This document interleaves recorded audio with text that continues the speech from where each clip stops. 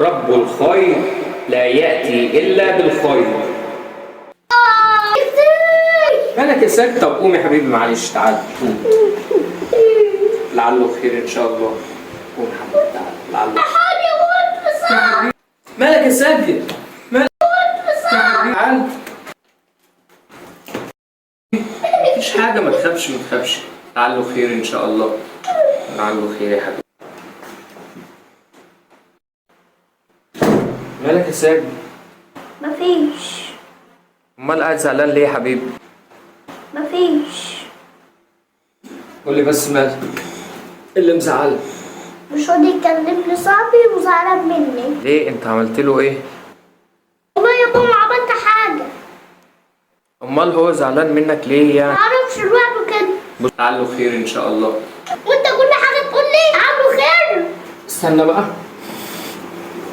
ايه يا سيدي بقى، مش عاجبك لعله خير؟ انا بقى هحكي لك قصه هتعرف يعني ايه لعله خير دي، وتعرف ان لعله خير وراه سر كبير، وانا مش بقولها لك كده من فراغ. كان في زمان امير بيحكم الناس. الامير دوت كان عنده املاك كتير وعنده قصور كتير، بس كان عنده هوايه غريبه قوي. عارف ايه هي؟ إيه هي يا بابا؟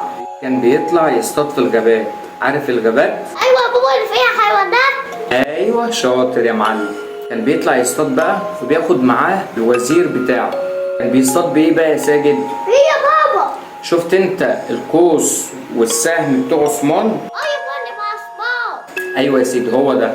كان بيطلع يصطاد بيه الحمام والارانب والحيوانات، كان بيطلع يصطاد بيه. كان بيحب هوايه الصيد قوي، يعني صيد بالسهم والقوس. كان الوزير دوت على طول يقول للامير لو الامير حصل له اي حاجه لعله خير.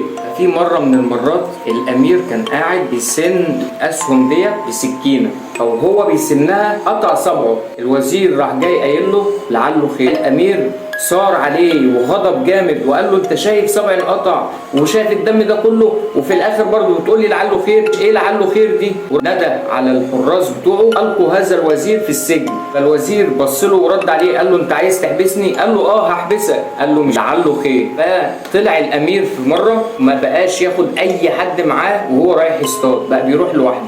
طلع يصطاد لوحده، وقع في ايد ناس شرانيه اللي بيقابلوه بيذبحوه. الناس دي كانت بتعبد الاصنام، ما بتعبدش ربنا، وكانوا بيقربوا للالهه بتاعتهم ديت او بيدعوا للالهه بتاعتهم عشان يستجيبوا لهم. لازم يذبحوا لهم حد علشان يقربوا منهم.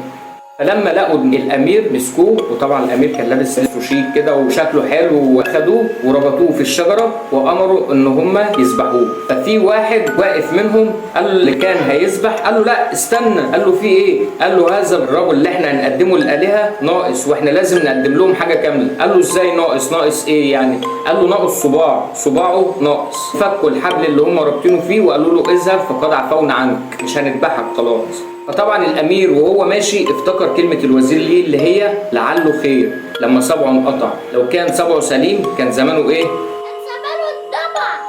ايوه كان زمانه اندبح. اول ما راح دخل على الوزير على طول وقال له انا عرفت معنى كلمه لعله خير اللي انت قلتها لي دي. حكى له الموقف اللي حصل معاه وان هو كان هيندبح، ولولا ان صبعه مقطوع كانوا زمانه مذبوح دلوقتي. بس سأله سؤال، قال له لما انا رميتك في السجن انت قلت لعله خير، انت قلت ليه لعله خير بقى؟ قال له ما هو انا لو كنت معاك في الغابه كانوا زمانهم عفوا عنك انت وذبحوني انا. عرفت بقى يا معلم يعني ايه لعله خير؟ وهختم لك القصه دي بقى يا معلم بحديث عن الرسول عليه افضل الصلاه والسلام.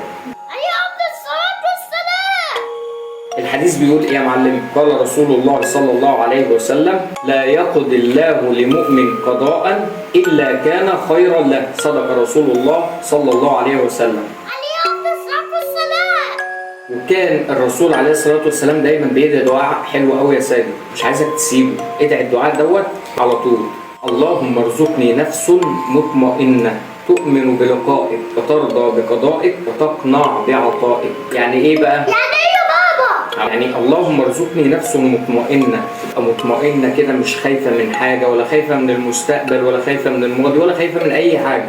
تؤمن بلقائك يعني تؤمن بلقاء ربنا اللي هو يوم القيامه، يوم الاخره، علشان نعمل العمل الصالح دايما ونفتكر اخرتنا ونفتكر اليوم اللي احنا هنقف فيه قدام ربنا. ده معناه تؤمن بلقائك. وترضى بقضائك اللي هو ترضى بقضاء ربنا اللي احنا شايفينه بقى خير او شر. ربنا سبحانه وتعالى بيبعت دايما الخير بس، فلازم نرضى بقضاء ربنا وتعرف ان قضاء ربنا اكيد اكيد اكيد وراه خير. رب الخير لا يأتي الا بالخير، رب الخير لا يأتي الا بالخير.